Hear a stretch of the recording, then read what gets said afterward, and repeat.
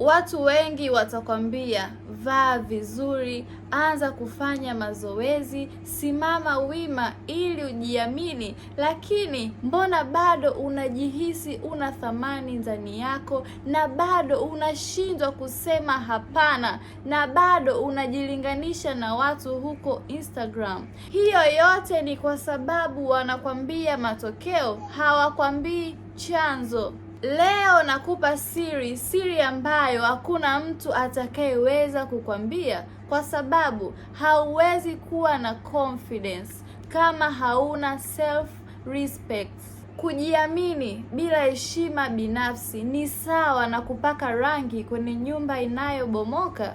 Tunadanganywa kwamba confidence ni kitu cha kutengeneza, fake it till you make it. Lakini ngoja nikuulize kitu rahisi, unawezaje kujiamini wakati unajua kabisa we mwenyewe hujiheshimu? Hebu tuangalie tofauti kati ya self respect na confidence.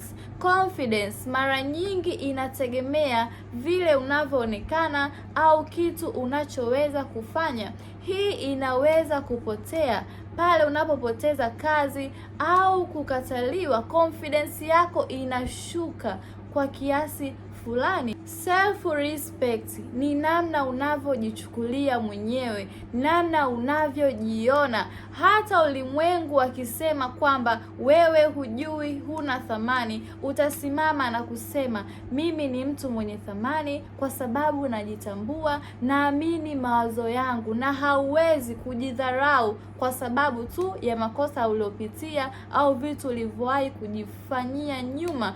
Mtu mwenye self respect anajua kujisamehe, anajua anatakiwa ajifunze, na anaweka promise. Akisema atafanya jambo, anahakikisha anafanya kweli no matter what.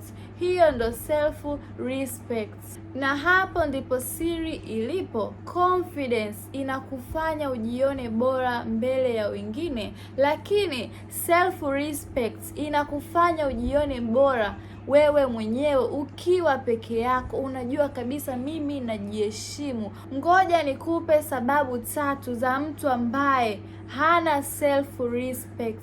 Namba 1, unasema ndio kwenye kila kitu. Yaani uporazi uvunje ratiba yako ili utimize ratiba rafiki yako. Mambo yako wewe unayaona hayana thamani, hayana umuhimu. Unaogopa kusema hapana kwenye vitu vinavyokunyonya energy yako. Yaani kusema hapana kwako ni kama unahisi utamkosea huyo mtu, lakini ukweli ni kwamba hauna self respect. Ndio maana unashindwa kusema hapana, na watu wanashindwa kukuheshimu kwa sababu we mwenyewe huwezi kujiheshimu mwenyewe. Nani ambaye atakuheshimu? Namba 2, unavunja ahadi ulizojiwekea mwenyewe, na usichokijua ni kwamba kila unapovunja ahadi uliyojiwekea ni kama unatuma ujumbe kwenye akili yako kwamba mimi sina thamani. Kila wakati unaposema nitaanza kusoma, nitaanza kufanya biashara, mwisho wa siku unaishia kwenye kuangalia TV. Akili yako inaamini kwamba wewe sio mtu wa kutenda,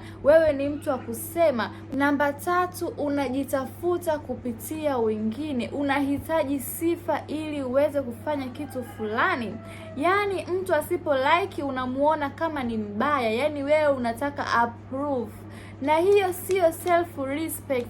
Mtu mwenye self respect anaanza na yeye, akiona kile kitu kwake kiko sawa, hajali wengine watasema nini, anajali mawazo yake, anathamini mawazo yake, na anajua mawazo yake yapo sahihi kuliko ya watu wengine. Kwa sababu hauwezi kujiamini kama ndani yako unajua we mwenyewe ni msaliti wa nafsi yako. Ukifanikiwa kujenga heshima binafsi, confidence inakuja kama bonus, kwa sababu inakuwa sio ya kulazimishwa, na utajikuta unaingia sehemu bila uoga wowote. Si kwa sababu wewe ni bora kushinda wao, bali ni kwa sababu haujali tena watu watakachosema juu yako. Thamani yako imeshafungwa ndani yako na heshima uliyojiwekea, na huo ndio uhuru wa kweli. Na hii ndiyo siri ambayo watu wengi hawaiongelei. Usianze na confidence kwanza,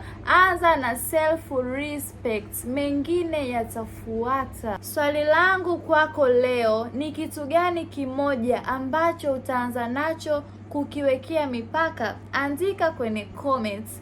Pia kama umejifunza kitu kwenye hii video, usisahau kulike, kushare na rafiki yako ambaye anahitaji ujumbe huu.